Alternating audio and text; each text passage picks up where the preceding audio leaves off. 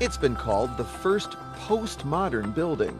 Its architect thumbed his nose at modernism's strict rules. Why? What was wrong with them? I don't know, it's just that I'm kind of a pervert.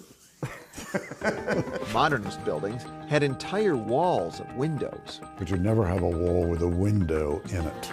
Modernists frowned upon frivolous decoration. And this house has the kind of wood elements on it. And he heard modern architect Marcel Breuer say, you should never paint a house green. And so I immediately said, I'm going home and painting that house green. Robert Venturi sparked a big debate with this little house on the edge of Philadelphia, which he designed for his elderly mother. Like her son, Vanna Venturi wasn't afraid to go against the grain. She was this combination of socialist and pacifist. And she refused to send you to public school. That's right, because she was afraid I'd have to pledge allegiance to the flag.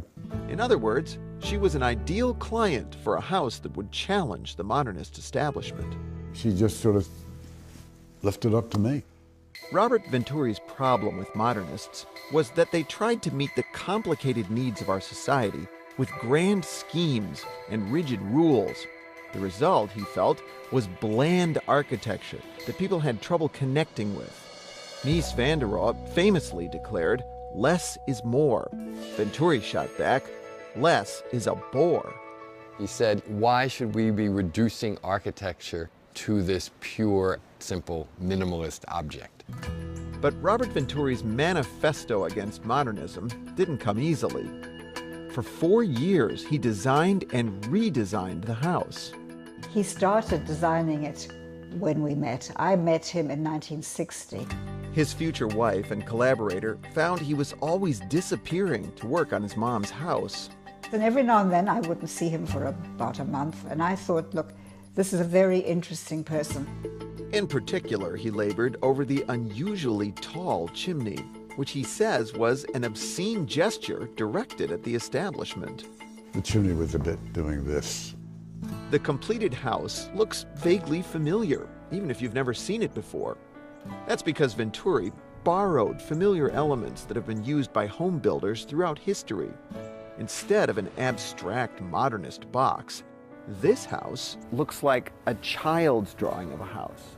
I think that's a nice thing to say, an appropriate thing to say, because I wanted it to be a kind of fundamental, Generic. symbolic, generic house. But as you get closer, you discover that what looks like a huge chimney from afar can't possibly be real because it has windows.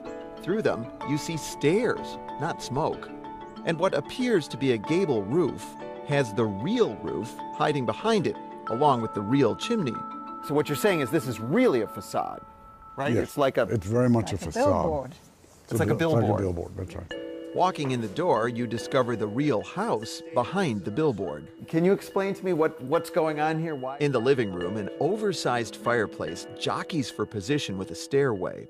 The stairs at first widen, but then they narrow to squeeze around the real chimney.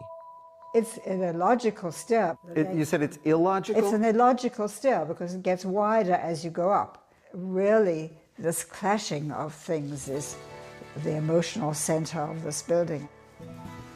And then there's this stairway that leads to nowhere. The idea here is that while modernists fought so hard to create order, this house recognizes awkwardness and confusion. It embraces complexity and contradiction. That, by the way, was the title of Venturi's influential book. So Venturi might say it's important for there to be that contradiction, that the building should always come around and surprise you, and that the idea that an architect has the capacity to come up with a perfect ideal form is a flawed idea.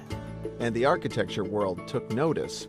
Not long after Vanna Venturi moved in, visitors started showing up on her doorstep by the busload. I think she enjoyed it. And she could sit and give a seminar at this table. And telling them stories about her son when he was a little boy and all that, and I was another. Soon, Mrs. Venturi's little house became a source of inspiration for thousands of architects. Postmodernism, as it became known, started showing up everywhere, from skyscrapers to strip malls.